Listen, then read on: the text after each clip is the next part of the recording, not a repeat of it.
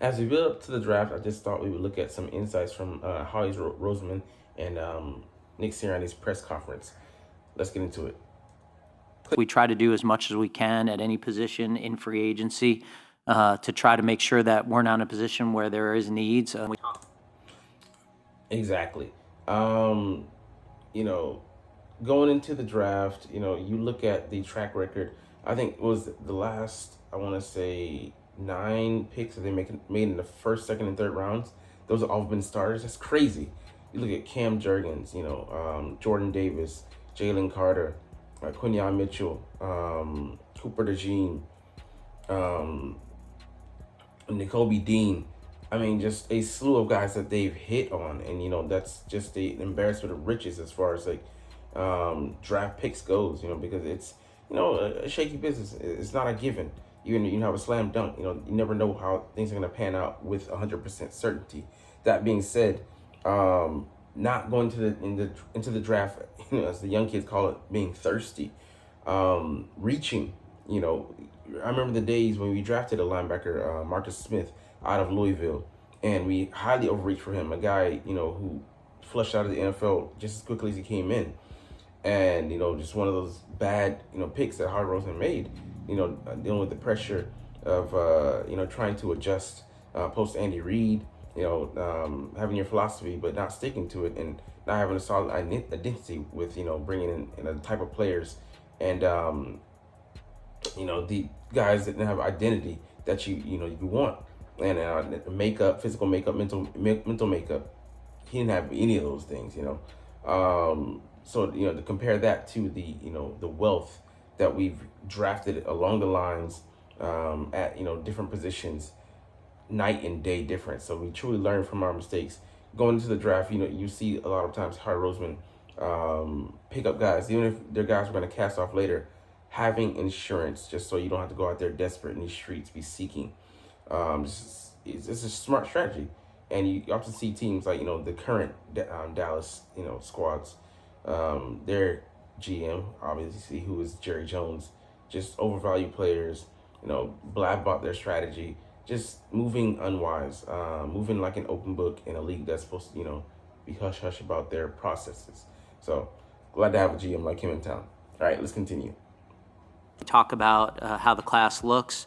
It all depends on who's there when you're picking. So we've been in situations where we think it's a really good class at a certain position, and then when we're picking, it just hasn't worked out that the caliber of players met the value of the pick. All right, exactly what he's saying. You have to have plans. Upon plans, because we've seen where we've had to pivot. Move up the draft board, move down the draft board. Devonta Smith, he wasn't a guy that would have been able to just sit back. Dallas might have drafted him at I think a little bit shortly after we did. We got him 10th overall. So and then that draft we were looking at also his draft mate, PS2, not PlayStation. Nothing to do with Sony. Patrick Surtain the second. And we pivoted, I think, to Devonta Smith, and there were other guys we could have gone with in that draft. I think I'm forgetting who all, but I think Micah Parsons might have been in that draft as well. So I mean, you couldn't have gone wrong with a number of guys, but it just was who's your poison. Who pick your poison. But those guys that we did pick, foundational picks. Like, we're not winning a second Super Bowl without Devonta Smith. Catching the dagger. The amount he was on number one before AJ came in. Was traded for, and did an exceptional job his rookie year, and has done a great job as well. Being consistent, great route running, great discipline, great play strength for his size, tenacity, the toughness. This guy is, I thought his size would be a problem. It's been nothing. It's done nothing to deter his fire, his effort that he gives out there on the field, and he hasn't gotten bullied. You thought he would have. Press coverage, he defeats that with his ability to shake the corner at the line of scrimmage. So, obviously doing your homework there. He's a Heisman winner, but sure, a lot of guys his stature don't succeed in the NFL because they rely solely on one thing, like their long speed or their hands, But he's excelled despite his physical limitations, and just guys like that, that makeup, making that pick, it goes with hand in hand with a lot of research, a lot of due diligence.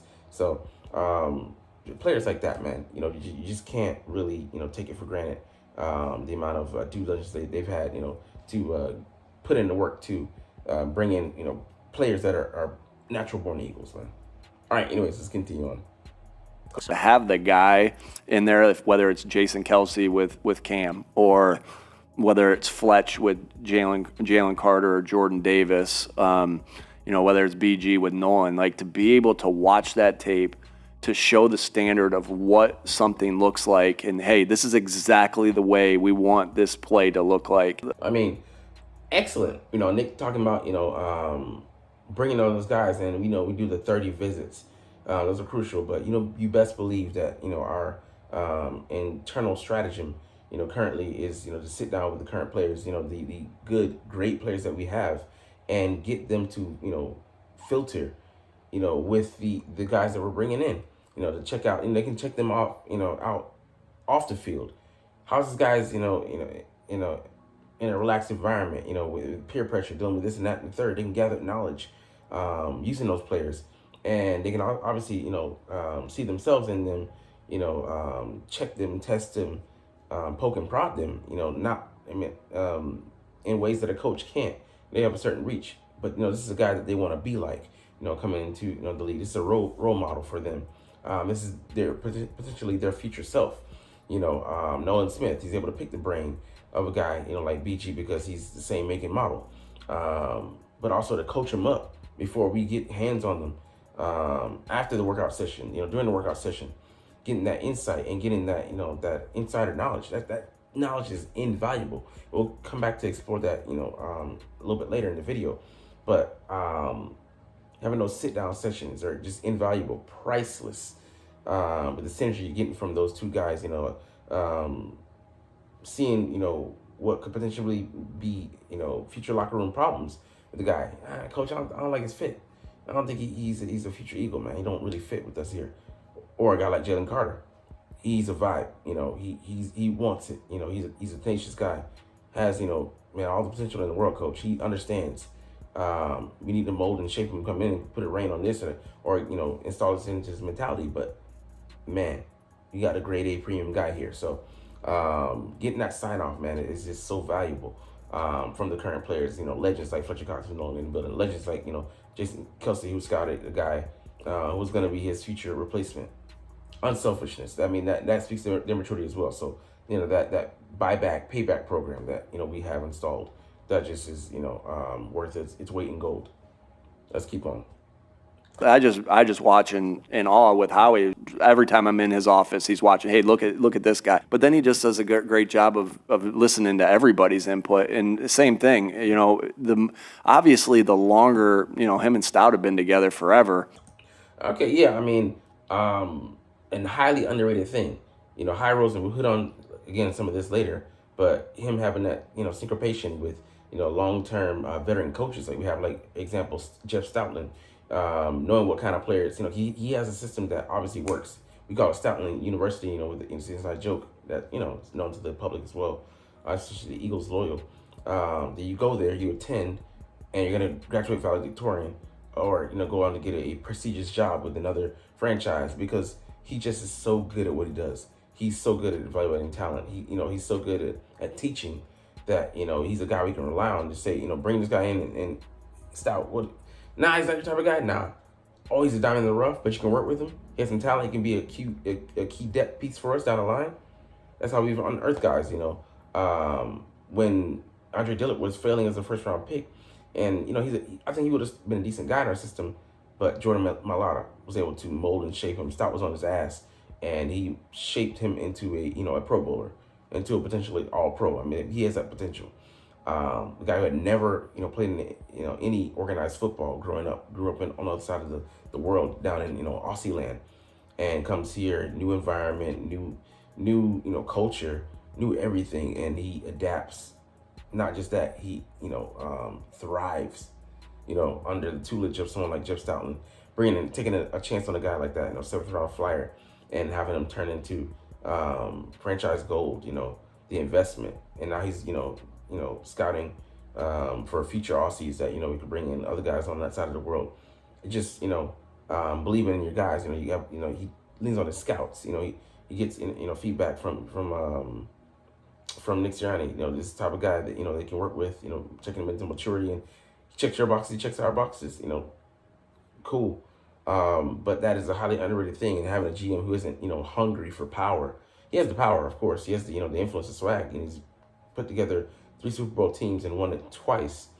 The recipe's there. Just, the stats speak for themselves. And, he's looking to support his guys to come in and be, this mind meld of one mind, moving in sync. Hey, man. Until not losing. Bye. All right, let's keep on going, man.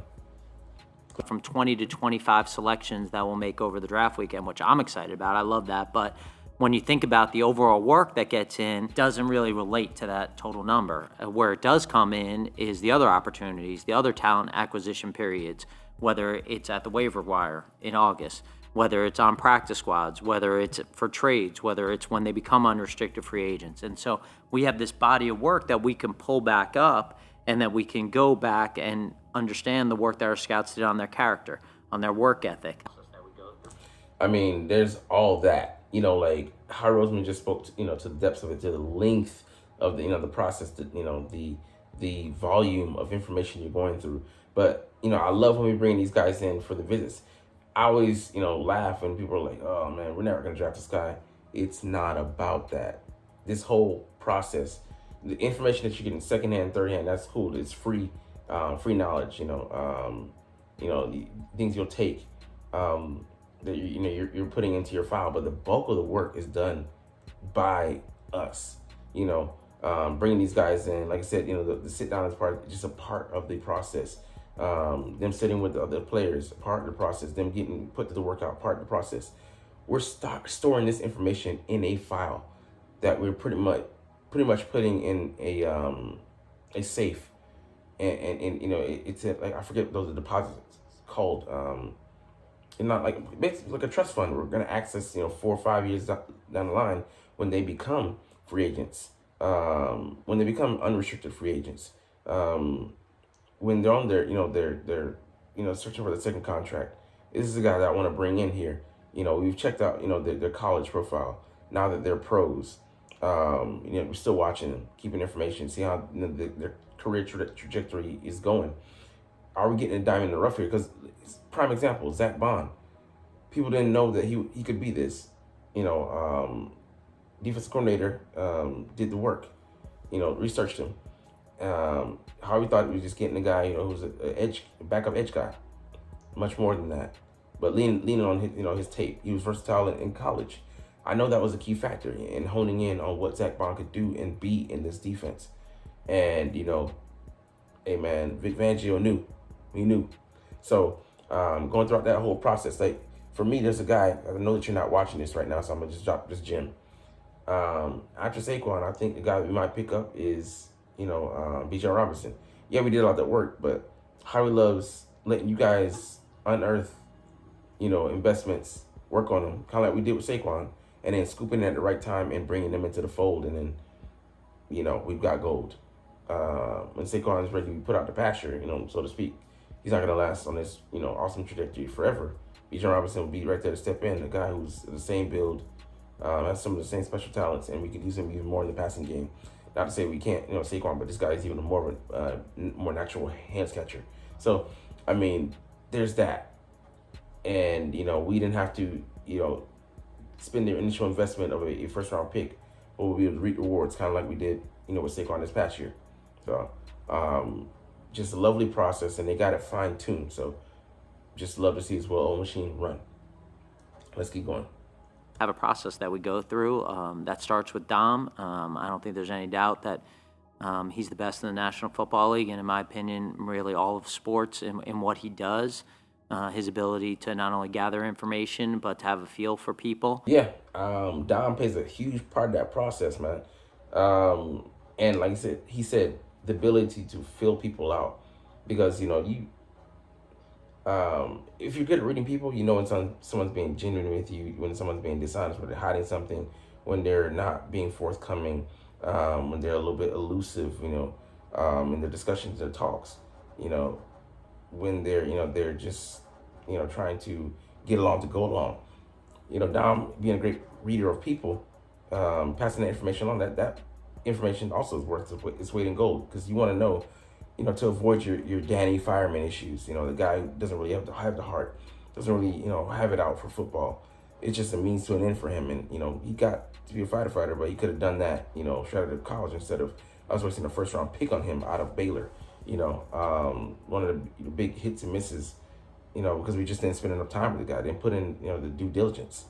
But, avoiding issues like that, because a first round pick miss in and of itself won't set you back, but you have that, concurrently running with other things, and maybe having like only one or two of your picks be serviceable, if that, out of a draft, that, puts a ding in you. You're taking a hit as a competitor, where you might have, been on pace or been ahead of the class, now you're falling back, so, like I said, we've been hitting on first, second, third round for the last couple of years, and that's given us a boom.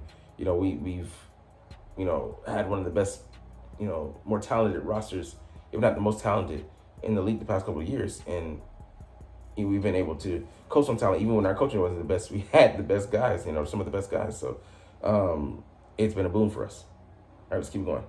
We'll make tapes that are 3rd and 5 plus. What do these guys look like when they're in must-pass situations? The tools in their body. I think that we get a lot of information through this process on watching them do drills, figuring out who has vision for the quarterback. So yeah, I mean, Howie, I love the way that he researches, he approaches. He went from an intern to being, one of the best GMs, not just in the football world, but in sports, period. Because the guy does his due diligence. He reinvented himself after he got outcast, after he lost the power struggle with Chip Kelly. Came back, went to talk to GMs across sports, soccer, across the world. Went to Europe, spent time there. I mean, he made his bones in reinventing himself and knowing the sport in and out. But not only that, but knowing, I think, way more than the average GM. Football knowledge, but being able to scout. I mean, he could do several jobs that he has other people doing. He's not in this position by sheer luck, or dumb luck, or just because. I mean, he's not just coasting, just being a GM. He's not content with that. Contracts, player scouting, knowing, and be able to break down film. That's incredible for a GM, especially a guy who doesn't have a background in football. Like, neither do I, professionally, or I didn't play, but I know so much because I just have an interest in football. It's something that I enjoy. So it makes you want to learn more about it, learn the intricate parts. And Roseman has done that. He's paid his dues and then some. So him having that knowledge, he's able to. It gives him advantages in areas where other GMs, I would say most GMs won't have that. So, just all around, he's a great GM for several different reasons, but he has an edge that other guys don't normally have because they don't go to that extent. All right, last part here. It's not my best quality, patience, but I think in this situation, understanding the reality of where we are in the draft, what's going to be available to us potentially, and making sure we know those guys backwards and forwards. Yeah, man. It wasn't his best quality, but it was a historic draft in 2024 because the first defensive player wasn't picked until the 16th pick by the Colts, and DN out of UCLA, Latu. People wanted us to pick him. Glad we didn't. People be wrong. I got my draft crush in Quinyon Mitchell, and I never thought that he would slide to us. And Howie did an excellent job because usually he's going to get the guy that he wants, but the draft board played out perfectly to where we got him. Didn't have to make a move. 22nd pick, he felt perfectly to us. And people want to look at 2023 and say, oh, it was a failure. we were able to get Quinyon, get the guys we got in that draft because the year played out the way it did, and that was divine. It was perfectly sublime and divine. So I'm thankful for the 2023. I'm thankful for the 49ers beating our ass because we won a chip because of that experience, because of the things we went through that molded and shaped us. The guys that ran on the roster that improved, got better, matured, and grew into roles that they would take up or continue on and bounce back. Resurgence. So yeah, man, like you got him, and then Cooper DeJean. Cooper DeJean, he's not just a corner. Love that song by your boy CJ Gardner Johnson. But go check it out on YouTube. But I mean, like, yeah, check the remix is nice too. Anyways, let's get back to business. Like, we got him, a guy who could have been a first round corner. He fell to us, but also knowing the right time to be aggressive. How he went up and got him. So I mean, I could go on and on about other guys as well, but Jonas Hunt played a role. Will Shipley, did a little bit in the NFC Championship. Johnny Wilson here and there, his blocking prowess mostly. I'm Earl John with the other, from the previous draft in 2023, 7th round pick, but played a big role in our pass rushing rotation, especially as interior guy. I mean, it just goes on and on. And man, I'm just looking forward to this draft and looking forward to with trying to watch a teensy bit through Howie Roseman's eyes and seeing where we might go. I'm beyond the point of being excited about this and that, the hype of picks, being patient, seeing how the guys develop that we get. Because Johnson, I felt he wouldn't contribute this past year. Super Bowl, having a sack, making plays. So gonna get up out of here, man. But I love doing these dives and studies, and it's just interesting to see, parse up what you can from press conference and how Roseman mostly speaks in mysteries and in generalities, but there's some things to glean that are real. And man, it's the reason why he's, I would say, the hottest GM in the league. But those are just my thoughts. But hey, love talking about the freaking Eagles and love making these freaking stinking videos. So we're trying to do this officially. No, you didn't make it to the end of this video, but it's all good. But as always, it's fly, Eagles, fly, and let's motherfucking go. Like, comment, share, subscribe. Thanks for watching.